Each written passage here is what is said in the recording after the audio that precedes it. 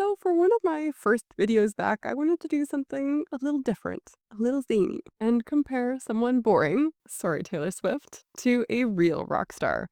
Political rock star, that is. Love him or hate him, Pierre Poilievre, the leader of the federal Conservative Party, could become our next prime minister. Where does he come from? What is he all about? And most importantly, what does he have in common with Taylor Swift? Let's take a look. Hi, you're watching Gabby on Government.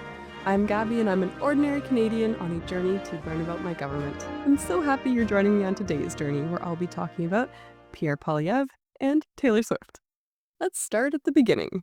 Pierre Poilievre grew up in suburban Alberta and Taylor Swift grew up in suburban Pennsylvania, both born to be suburban legends. Am I really doing this? However, unlike Taylor, Pierre Poilievre was adopted. His biological mother had him at 16 years old. His adoptive parents also adopted his half-brother a few years later. Poilievre's adoptive father came out as gay when he was 16 years old. Taylor would be jealous of this songwriting material. Unlike Taylor, whose parents were some sort of fancy business executives, Pierre's adoptive parents were school teachers. Taylor Swift and Pierre Poilievre both began their careers quite early in life. Taylor began professional songwriting at age 14, and Pierre attended his first Conservative Writing Association meeting at age 14, where Taylor would spend the next decade of her career building the foundation of her musical empire. Pierre spent it building the foundation of his political empire.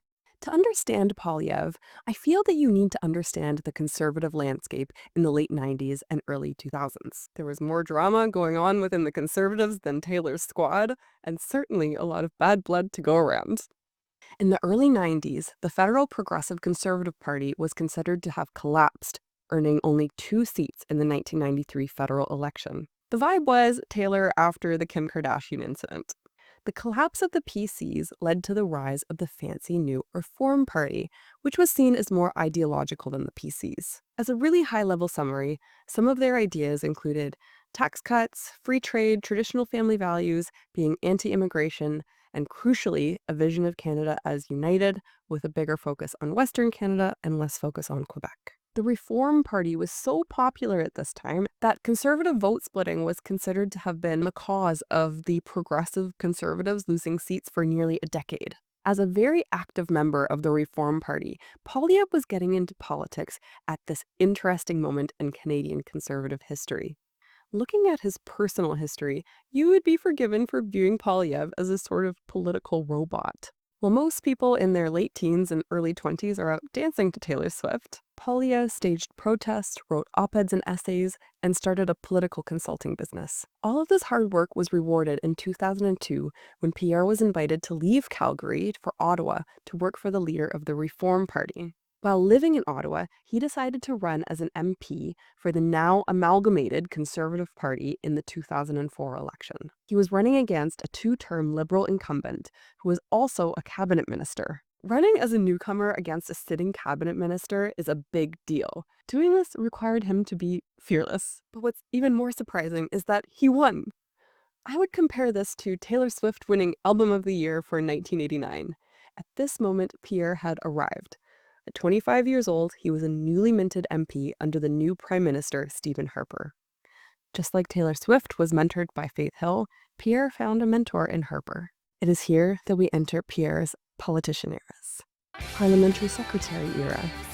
In 2006, Harper quickly promoted Poilievre to a parliamentary secretary, assistant to a cabinet minister, which is one step up from being a backbencher, and then promoted him again to his own personal parliamentary secretary in 2008. This is where Pierre gained the reputation of being an attack dog for his ability and willingness to take on witty and often unrelenting jabs at his rivals. The member for Sherbrooke said the NDP would respect sovereignty, and now one of the separatist members in the NDP has gone to join the bloc. Mr. Speaker, is it the NDP over there or the NDPQ? Cabinet Minister era. Poilievre reached what most politicians would consider the pinnacle of success when he became a cabinet minister, the Minister of State, in 2013. Shadow Cabinet era.